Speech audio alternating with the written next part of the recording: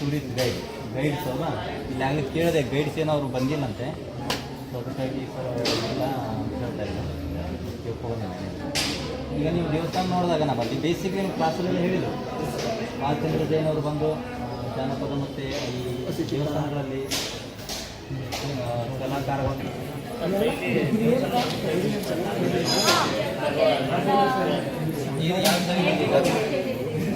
ಕೊಟ್ಟಿದ್ದೀವಿ ಅಂದರೆ first theory ತಿಳ್ಕೊಂಡಾಗ ಪ್ರಾಕ್ಟಿಕಲಿಗೆ ನೀವು ಬಂದಿದ್ದೀವಿ ಅದನ್ನು.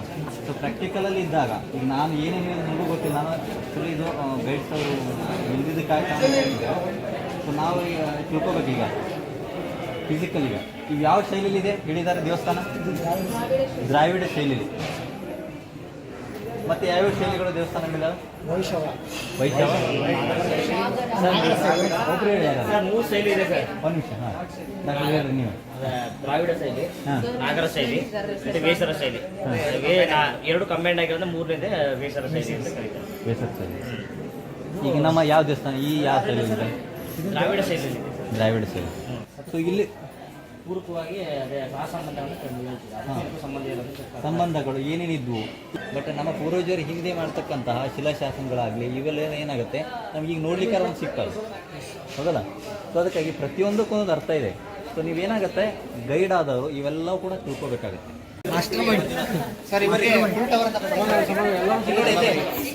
ಈ ಕಲರ್ ಇದೆಯಲ್ಲ,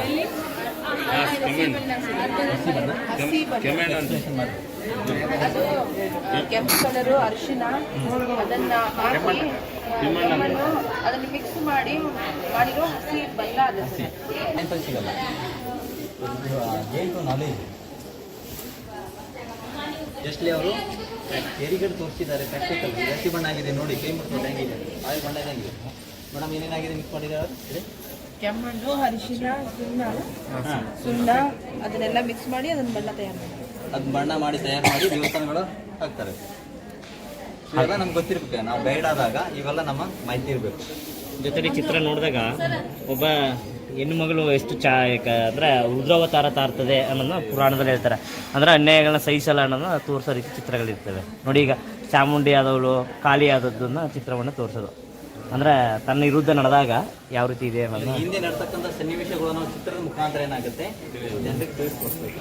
ಸೊ ಅದಕ್ಕಾಗಿ ನಾವು ಇವೆಲ್ಲ ತಿಳ್ಕೊಬೇಕಾಗುತ್ತೆ. ಮತ್ತೆ ನಿಮಗೆ 30 ಡೇಸಲ್ಲಿ ನಾವು ಎಲ್ಲವನ್ನು ಹೇಳಲಿಕ್ಕಾಗಲ್ಲ. ಸೊ ಅಟ್ಲೀಸ್ಟ್ ಏನಾಗುತ್ತೆ ಜಸ್ಟ್ ಹೀಗಿದೆ ಅಂದಾಗ ನೀವೇನಾಗುತ್ತೆ ಆ ಮಾರ್ಗದ ಮುಖಾಂತರ ಜಾಸ್ತಿ ಜ್ಞಾನವನ್ನು ನೀವು ಪಡ್ಕೋಬೇಕು. ನಿಮ್ಮ ಮುಂದೆ ಇಲ್ಲ ನೋಡಿ, 1930ರ ಹಿಂದೆ ಏನು ಮಾಡ್ತಿದ್ರು, ಕೋಣವನ್ನು ಬಲಿ ಕೊಡ್ತಿರಲಿಲ್ಲ. ಈಗ 1930 ಯಾವ ಗಾಂಧಿಯವರು ಮಾಡಬಾರ್ದು ಪ್ರಾಣಿಗಳಂತ ಹೇಳಿದಾಗ ಅದ ನಂತರ ಏನು ಮಾಡಿದ್ದಾರೆ, ಜಾತ್ರೆ ದಿನ ನಡೆಯುವುದಿಲ್ಲ, ಅದರ ರಕ್ತವನ್ನಷ್ಟು ಮಾತ್ರ ಸಿಂಪಡಿಸಿ ಏನಾಗುತ್ತೆ ನೈವೇದ್ಯ ಮಾಡ್ತಾರೆ. ಸೊ ಅದಕ್ಕಾಗಿ ವರ್ಷಕ್ಕೆ ಜಾತ್ರೆ ಅಂದರೆ ಜಾತ್ರೆ ಸ್ಟಾರ್ಟ್ ಆದಾಗ ಮುಕ್ತವಾಗಿ ಏನಾಗುತ್ತೆ ತಂದು ಸಾಕು.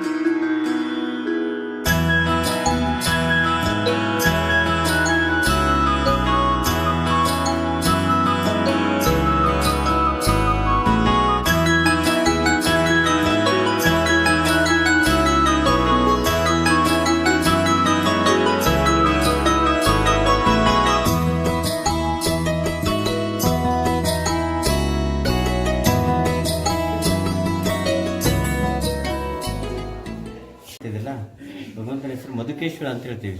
ಮಧು ಅಂದರೆ ಜೇನುತುಪ್ಪಕ್ಕೆ ನಾವು ಮಧು ಅಂತ ಹೇಳ್ತೀವಲ್ಲ, ಹಾಗೆ ಜೇನುತುಪ್ಪದ ಬಣ್ಣದಲ್ಲಿ ಲಿಂಗ ಇರೋದ್ರಿಂದ ವ್ಯಾವಹಾರಿಕವಾಗಿ ಮಧುಕೇಶ್ವರ ಅಂತ ಹೇಳ್ತಾರೆ. ಇನ್ನು ಪುರಾಣೋಕ್ತಿ ಹಿನ್ನೆಲೆ ಪ್ರಕಾರ ಮಧು ಮತ್ತು ಕೈಟಭ ಅನ್ನುವಂಥ ರಾಕ್ಷಸನ ಮಹಾವಿಷ್ಣು ಸಂಹಾರ ಮಾಡಿದ್ದಾರೆ. ಅಂದರೆ ಆ ರಾಕ್ಷಸರು ಕಂಟಕವಾಗಿ ಬಂದಾಗ ಲೋಕ ಕಲ್ಯಾಣಾರ್ಥವಾಗಿ ಆ ರಾಕ್ಷಸನ ಸಂಹಾರ ಮಾಡಿದಾಗ ಆ ರಾಕ್ಷಸರ ಇತಿಹಾಸನ ಭೂಲೋಕದಲ್ಲಿ 2 ಶಿವಲಿಂಗವನ್ನು ಪ್ರತಿಷ್ಠಾಪನೆ ಮಾಡಿರ್ತಕ್ಕಂಥದ್ದು. ಇಲ್ಲಿ ಮಧು ಅನ್ನೋ ರಾಕ್ಷಸನ ಶಿವಲಿಂಗ ಆಗಿದ್ರೆ ಇಲ್ಲಿಂದ 25 ಕಿಲೋಮೀಟರ್ ದೂರದಲ್ಲಿ ಶಿವಮೊಗ್ಗ ಜಿಲ್ಲೆ ಆನೋಟಿಯಲ್ಲಿ ಕೋಟಿಪುರ ಅಂತೇಳಿ ಬರುತ್ತೆ, ಅಲ್ಲಿ ಕೈಟಬೇಶ್ವರ ಅಂತೇಳಿ ಲಿಂಗ. ಎರಡೂ ಕೂಡ ವಿಷ್ಣು ಸ್ಥಾಪನೆ ಮಾಡಿರ್ತಕ್ಕಂಥ ಲಿಂಗಗಳು. ಆ ನಂತರದಲ್ಲಿ ಅದಕ್ಕೆ ಈ ದೇವಸ್ಥಾನದ ಪ್ರಾಕಾರಗಳನ್ನು ರಾಜ ಮಹಾರಾಜ ಕಾಲದಲ್ಲಿ ಮಾಡ್ತಾ ಬಂದಿದೆ. ಮೂಲ ಗರ್ಭಗುಡಿ ಏನಿದೆ ಲಿಂಗಕ್ಕೆ ಮಾಡಿರ್ತಕ್ಕಂಥ ಅದು 1800 ವರ್ಷಗಳ ಹಿಂದೆ ಶಾತವಾಹನರ ಕಾಲದಲ್ಲಿ ನಿರ್ಮಾಣ ಆಗಿದೆ. ಅಂದರೆ 2ನೇ ಶತಮಾನದಲ್ಲಿ ಶಾತವಾಹನರ ಕಾಲ ಯುಗ ಏನು ಆರಂಭ ಆಗುತ್ತಲ್ಲ, ಆ ಶಾತವಾಹನರ ಕಾಲದಲ್ಲಿ ಗರ್ಭಗುಡಿ ನಿರ್ಮಾಣ ಆಗಿದೆ ಅನ್ನೋದಕ್ಕೆ ದಾಖಲೆ ರೂಪದಲ್ಲಿ ನಮ್ಮಲ್ಲಿ ಶಾಸನ ಇದೆ. ಆ ಶಾಸನದ ಆಧಾರದ ಮೇಲೆ ಆ ಶಾಸನ ಆಗಿದ್ದು ಕೂಡ 1800 ವರ್ಷಗಳ ಹಿಂದೆ ಲಿಖಿತ ದಾಖಲೆ ಇದೆ. ಹಾಗಾಗಿ ಒಂದು ದಾಖಲೆ ಸಿಕ್ಕಿರೋದ್ರಿಂದ ಗರ್ಭಗುಡಿಗೆ ಉಲ್ಲೇಖ ಕೊಡ್ತೀವಿ. ಅಲ್ಲಿಂದ ಇತಿಹಾಸ ಪ್ರಾರಂಭ ಆಗುತ್ತೆ. ಅದಕ್ಕಿಂತ ಪೂರ್ವದ್ದು ಈ ಮಧುಕೈಟವರು ಬಂದ್ಬಿಟ್ಟು ವಿಷ್ಣುವಿನ ಕಿವಿಯಿಂದ ಜನಿಸಿರ್ತಾರೆ. ಅವರು ವಿಷ್ಣುವಿನ ಕಿವಿಯಿಂದ ಜನಿಸಿದಾಗ ಶಿವನನ್ನು ಕುರಿತು ತಪಸ್ ಮಾಡಿ ವರ ಪಡೆದಿರ್ತಾರೆ. ಏನಂತಂದ್ರೆ ಅಜರಾಮರರಾಗಿ ವರ ಪಡೆದಿರ್ತಾರೆ, ಅವರಿಗೆ ಸಾವಿರೋದಿಲ್ಲ. ಆಗ ಶಿವನ ಮತ್ತು ವಿಷ್ಣು ಬ್ರಹ್ಮನ ಈ ಲೋಕ ಕಲ್ಯಾಣ ಕಾರ್ಯಗಳಲ್ಲಿ ತೊಡಕುಂಟು ಮಾಡ್ತಾರೆ.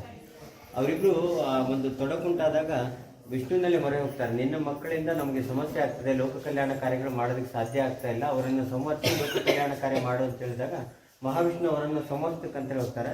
ಆದರೆ ಮಹಾವಿಷ್ಣುನು ಕೂಡ ಅವರನ್ನ ಸಂಹಾರ ಮಾಡೋದಕ್ಕಾಗಲ್ಲ. ಕಾರಣ ಏನಂದ್ರೆ ಅವರು ಈ ಅಜರಾಮರರಾಗಿ ಹೊರ ಪಡೆದಿರೋದ್ರಿಂದ ವಿಷ್ಣುವಿಗೆ ಕೂಡ ಅವರನ್ನ ಸಂಹಾರ ಮಾಡೋದಕ್ಕಾಗಲ್ಲ. ಆ ನಂತರದಲ್ಲಿ ಮಹಾವಿಷ್ಣು ಅವರನ್ನ ಯುಕ್ತಿಯಿಂದ ಏನಾದ್ರು ಮಾಡಿ ಕಟ್ಟಾಕ್ಲೇಬೇಕಂತೇಳಿ ಒಂದು ಯುಕ್ತಿ ಮಾಡ್ತಾರೆ. ಅಯ್ಯ ಮಧುಕೈಟವರೇ, ನಿಮ್ಮನ್ನ ಸಂವರ್ಸ್ಲಿಕ್ಕಂತೂ ನನ್ನಿಂದ ಆಗಲಿಲ್ಲ, ನನ್ನಿಂದ ಏನಾದರೂ ವರವನ್ನು ಪಡೆದುಕೊಳ್ಳಿ ಅಂತ ಕೇಳ್ತಾರೆ. ಮಹಾವಿಷ್ಣು ಆ ಮಾತನ್ನು ಕೇಳಿದಾಗ ಅವರು ಚೇಷ್ಟೆ ಮಾಡ್ತಾರೆ. ಏನಂತ ಅಂದ್ರೆ, ನಿಮಗೆ ನನ್ನನ್ನು ಸಂವರ್ಸ್ಲಿಕ್ಕೆ ಆಗಿಲ್ಲ ಅಂದಮೇಲೆ ನಮಗೇನು ವರ ಕೊಡ್ತೀವಿ, ನಿಮ್ಗೇನು ವರ ಕೊಡಬೇಕು ಕೇಳ್ಕೊಳ್ಳಿ, ನಾವೇ ವರ ಕೊಡ್ತೀವಿ ಅಂತ ಹೇಳ್ಬಿಡ್ತಾರೆ. ಅಂದರೆ ರಾಕ್ಷಸರು ಇಲ್ಲಿ ಕೊಟ್ಟ ಮಾತಿಗೆ ತಪ್ಪೋರಲ್ಲ ಅನ್ನೋ ಉದ್ದೇಶಕ್ಕೆ ಅವ್ರು ಆ ಮಾತಲ್ಲಿ ಕಟ್ಟಾಕಿದಾಗ, ಹಾಗಾಗಿ ವಿಷ್ಣು ಕೇಳ್ತಾನೆ, ನಿಮ್ಮನ್ನು ಸಂವರ್ಸ್ತಕ್ಕಂಥ ವರ ಕೊಡಿ ಅಂತೇಳಿ. ಆಯಿತು ಅಂತ ಹೇಳ್ತಾರೆ. ಆ ನಂತರದಲ್ಲಿ ಅವರ ಮಧ್ಯದಲ್ಲಿ ಏನು ಸಂವಾದ ಆಗುತ್ತೆ, ಆ ಸಂವಾದದ ಪ್ರಕಾರ ನಮ್ಮ ಹೆಸರು ಭೂಮಿಯಲ್ಲಿ ಯಾವಾಗಲೂ ಕೂಡ ನಿರಂತರವಾಗಿ ಇರಲೇಬೇಕು ಅನ್ನೋ ಉದ್ದೇಶಕ್ಕೆ 2 ಲಿಂಗದ ರೂಪದಲ್ಲಿ ಪ್ರತಿಷ್ಠಾಪನೆ ಆಗುತ್ತೆ. ಮತ್ತು ನಾವಿಲ್ಲಿ ಒಳಗಡೆ ಹೋಗ್ಬೇಕಂದ್ರೆ ಆದಿಮಾಧವನ ದಾಟ್ಕೊಂಡು ಹೋಗ್ಬೇಕು, ವಿಷ್ಣು ರೂಪ ದ್ವಾರಪಾಲಕರಾಗಿರ್ತಕ್ಕಂಥದ್ದು. ಮತ್ತು ಇನ್ನೊಂದೇನೆಂದರೆ, ನಮ್ಮ ಸಾವು ಭೂಮಿ ಮೇಲೂ ಆಗಬಾರ್ದು, ಈ ಜಲದಲ್ಲೂ ಆಗಬಾರ್ದು ಅಂತ, ವಾಯು ಅಂದರೆ ನೆಲಮಟ್ಟದಕ್ಕಿಂತ ಮೇಲೆ ಆಗಬೇಕು ಅಂತ ಹೇಳ್ತಾರೆ. ಈ ತೊಡೆಯಲ್ಲಿಟ್ಟು ಸೀಳಿ ಸಂಹರಿಸಿದ್ದಾನೆ ಅಂತ ಚಕ್ರ ಬಿಟ್ಟು. ಎಲ್ಲ ಕಡೆಯಲ್ಲಿ ಹೀಗೆ ವಿಷ್ಣು ಚಕ್ರ ಇದ್ರೆ ಇಲ್ಲಿ ಹೀಗೆ ಇರ್ತಿದೆ ಚಕ್ರ, ಸೀಳಿ ಸಂಹರಿಸಿದ್ದಾರೆ ಅಂತ ಮಹಾವಿಷ್ಣು. ಅದೇ ರೀತಿ ವಿಷ್ಣು ಸಂಹಾರ ಆದಮೇಲೆ ಇದು ಲಿಂಗ ಆಗಿರ್ತಕ್ಕಂಥದ್ದು. ಗರ್ಭಗುಡಿ ಶಾತವಾಹನ ಕಾಲದಾದರೆ ಮಧ್ಯದ ಭಾಗ ಇದೆ, ನಮ್ಗೆ ಅಲ್ಲಿವರೆಗೆ ಹೋಗೋದಕ್ಕೆ ಅವಕಾಶ ಇದೆ. 3 ಗಂಟೆಗೆ ಡೋರ್ ಓಪನ್ ಆಗುತ್ತೆ. ಆ ಭಾಗವನ್ನು ಕದಂಬರ ಕಾಲದಲ್ಲಿ ಕಟ್ಟಿದ್ದಾರೆ. ಕದಂಬರ ಕಾಲದಲ್ಲಿ ಕರ್ನಾಟಕದ ಮೊದಲ ರಾಜಧಾನಿ ಬನವಾಸಿ. ಕ್ರಿಸ್ತಶಕ 345 ರಾಜ ಮಯೂರ ಶರ್ಮ ಮೂಲ ಬ್ರಾಹ್ಮಣನಾಗಿರ್ತಾನೆ. ಆತ ಹೆಚ್ಚಿನ ವಿದ್ಯಾಭ್ಯಾಸಕ್ಕಂತೇಳಿ ಕಂಚಿಗೆ ಹೋದಾಗ ಅಲ್ಲಿಯ ಪಲ್ಲವರು ಅಶ್ವಮೇಧ ಯಾಗ ಮಾಡುವಾಗ ಅವರು ಬ್ರಾಹ್ಮಣರಿಗೆ ಅವಮಾನ ಮಾಡ್ತಾರೆ. ಆ ಅವಮಾನ ಮಾಡಿದಾಗ ಆತ ತಮ್ಮ ಬ್ರಾಹ್ಮಣರಿಗಾದ ಅವಮಾನವನ್ನು ಸಹಿಸಿಕೊಳ್ಳಿಕ್ಕಾಗದೆ ಪಲ್ಲವರ ಮೇಲೆ ಸಿಟ್ಟಿಗೆಳ್ತಾನೆ. ಅವರನ್ನು ಹೇಗಾದರೂ ಮಾಡಿ ಸೋಲಿಸಲೇಬೇಕು, ಈ ಬನವಾಸಿನ ಅವರಿಂದ ವಶಪಡಿಸಿಕೊಳ್ಳಲೇಬೇಕು ಅನ್ನೋ ಉದ್ದೇಶಕ್ಕೆ ಆತ ಏನು ಮಾಡ್ತಾನೆ, ಒಂದು ನಿರ್ಧಾರ ಕೈಗೊಳ್ತಾನೆ. ಆದರೆ ಆತನಲ್ಲಿ ಸೈನ್ಯ ಇರೋದಿಲ್ಲ, ಯಾಕೆಂದರೆ ಯುದ್ಧಾಭ್ಯಾಸಕ್ಕೆ ಹೋಗಿದ್ದವನು, ಆತ ಬ್ರಾಹ್ಮಣ.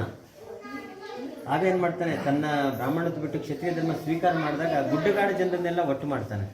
ಗುಡ್ಡಗಾಡು ಜನರನ್ನು ಒಟ್ಟು ಮಾಡಿ ಅವರಿಗೆ ಯುದ್ಧ ಕೌಶಲ್ಯಗಳನ್ನು ಕೊಟ್ಟು ತರಬೇತಿ ನೀಡಿ ಅವರನ್ನು ಹುರಿದುಂಬಿಸ್ಕೊಂಡು ತನ್ನ ಜೊತೆಯಲ್ಲಿ ಕರ್ಕೊಬಂದು ಈ ಪಲ್ಲವರಿಂದ ಬನವಾಸಿನ ವಶಪಡಿಸಿಕೊಳ್ತಾನೆ, ಅವರ ಮೇಲೆ ದಂಡೆತ್ತಿ ಬಂದು.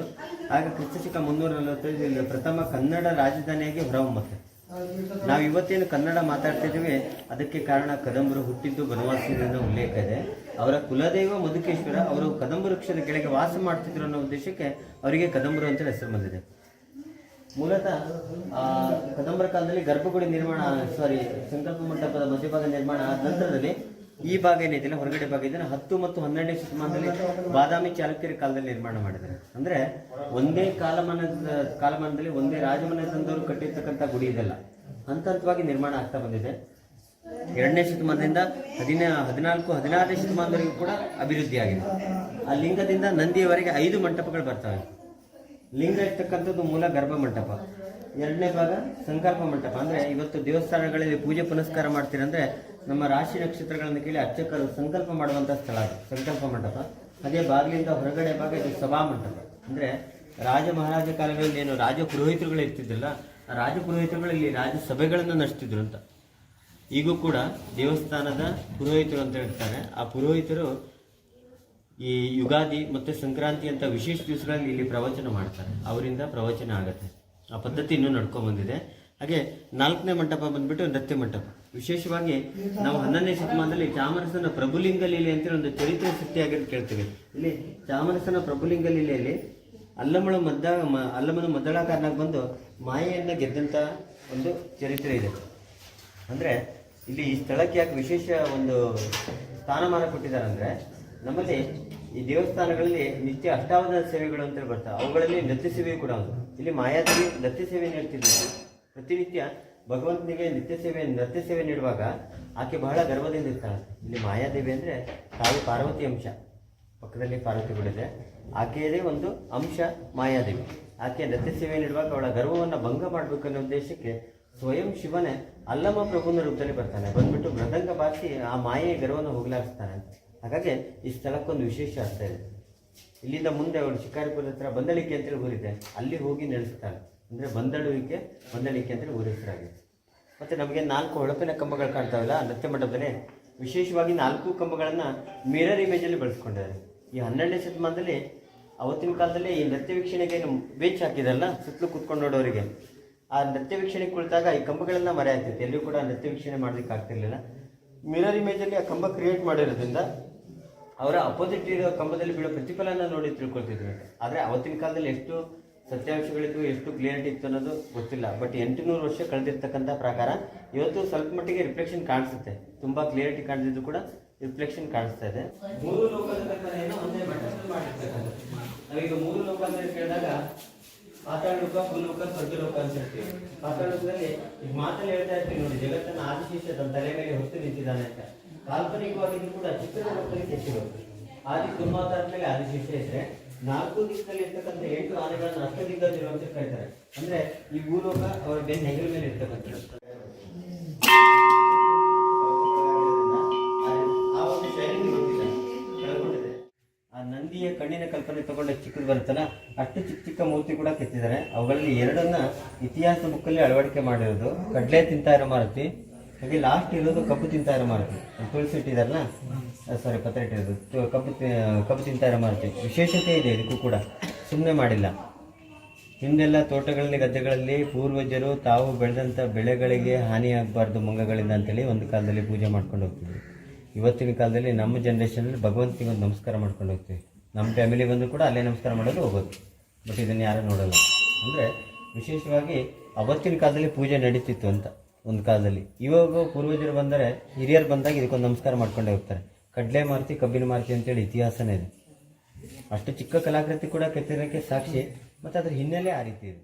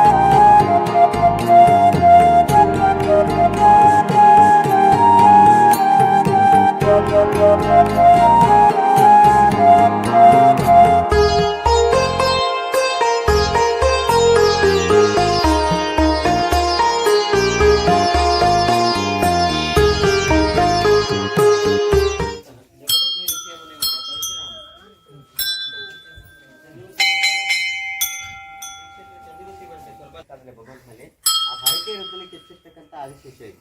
ಅದು ಸೈಡಲ್ಲಿ ಶಾಸನ ಕಿತ್ಕೊಂಡಿದೆಯಲ್ಲ, ಅದು ಬ್ರಾಹ್ಮಿ ಲಿಪಿ ಅಂತ ಹೇಳ್ತೀವಿ. ಈ ಒಂದು ಶಾಸನದ ಉಲ್ಲೇಖದ ಆಧಾರದ ಮೇಲೆ 1800 ವರ್ಷಗಳಿಂದ ಶಾತವಾಹನ ಕಾಲದಲ್ಲಿ ಈ ಮೂರ್ತಿ ನಿರ್ಮಾಣ ಆಗಿರೋದು. ಇದು ಕುಬೇರ ಅಷ್ಟ ದಿಕ್ಪಾಲಕನ ಏಳನೇದು, ಉತ್ತರ ದಿಕ್ಕಿನಲ್ಲಿ ಕುಬೇರನಿಗೆ ಚಿತ್ರಲೇಖ ಪತ್ನಿ ಕುದುರೆವಾಹನ. ಹಾಗೆ ಇದು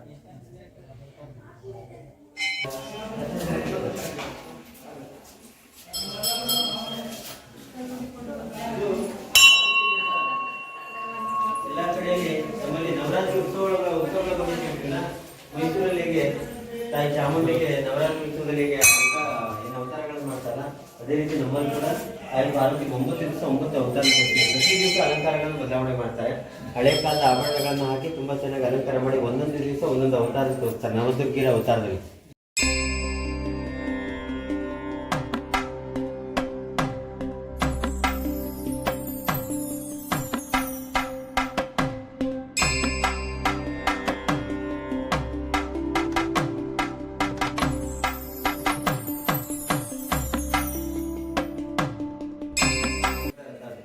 ಕಟ್ಟಿಗೆ ರಥ 4 ಶತಮಾನದ ರಥ, ಕಟ್ಟಿಗೆ ರಥ 415 ವರ್ಷ ಎಳೆದಿದ್ದಾರೆ. ಈಗ ರಥ ತುಂಬಾ ಹಳೇದಾಗಿದೆ, ರಥೋತ್ಸವ ನಿಲ್ಲಬಾರದು ಅಂತೇಳಿ ಅದನ್ನ ದರ್ಶನಕ್ಕಾಗಿ ಅಲ್ಲೇ ಇಟ್ಟಿದ್ದಾರೆ. ಅದನ್ನ ಈಗ ಎಳೆಯಲ್ಲ. ಇಲ್ಲಿ ಹೊಸ ರಥ ಇದೆ. ಈ ಕಡೆ ದೇವಸ್ಥಾನಕ್ಕೆ ಹೋಗಿ ನೀವು ಬಲಕ್ಕೆ ತಿರುಗಿದ್ರೆ ಎದುರುಗಡೆ ಹೋಗಿ ಅಲ್ಲಿ ಹೊಸ ರಥ ಇಟ್ಟಿದ್ದಾರೆ. ಅದು ಕೂಡ ಈಗ 4 ಕೋಟಿ ರೂಪಾಯಿ ವೆಚ್ಚದಲ್ಲಿ ಮತ್ತೆ ನಿರ್ಮಾಣ ಮಾಡಿದ್ದಾರೆ. ಅದೇ ರೂಪದಲ್ಲಿ ಮಾಡಿದ್ದಾರೆ, ಬೇರೆ ಬದಲಾವಣೆಗಳೆಲ್ಲ ಏನು ಆ ರೀತಿ ಇದಿಲ್ಲ. ಅದಕ್ಕೆ ತದ್ರೂಪವಾಗಿ ಜನರೇ ಮಾಡ್ತಿದ್ದಾರೆ.